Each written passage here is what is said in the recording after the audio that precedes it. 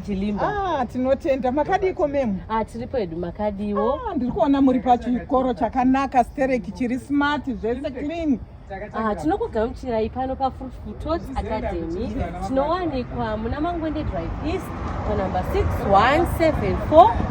Tiri close to police camp. Padhuze nepamachipisa. Tinopa vana dzidzo yemhando yepamusoro. Tinotangira kutora from baby class, that is 6 months, kusvika kuECDB class, that is 5 years. Tinooffer ma activities emhando yepamusoro akasiyana-siyana. Anova iyo PE and arts, anova iyo culinary, yatinodzidzisa vana kunyange kubika. Tinooffer ma activities emhando yepamusoro akasiyana-siyana. Tinooffer inonzi choreography, yatinodzidzisa vana ma dances nekuimba nekutamba. Tinooffer iyo yatinoti culinary, yatinodzidzisa vana kunyange kubika zvikafu zvemhando yepamusoro, zvakaita sema sandwiches, zvakaita sema fruit kebabs. Tinodzidzisa futi iyo inonzi PE, tine ma gymnastics, tine zvakawanda zvakasiyana-siyana kusanganisira kunyange swimming. Muri kuzvinzwira mhuri yeZimbabwe. Unozodei mwana wako achitanga kudzidza nechikoro chakadai, chinomudzidzisa zvese. Ndaona mukati umo makadisplaya zvinhu zvakanaka zvechivanhu. Zvese izvi zvomunozvidzidza izvi. Tinozvidzidza zvinhu zvinodzidzisa vana zvinhu zveculture yedu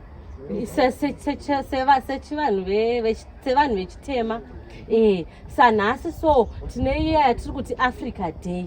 Yatiri kuva tichidzidzisa vana kudya michero yekare, kudya kunyange chikafu chakare chakaita senyimo, mbambaira,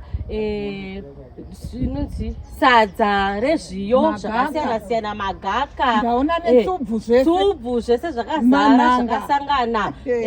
Tinovadzidzisa kunyange ma-activities, maplay, madrama anoenderana netradition yedu.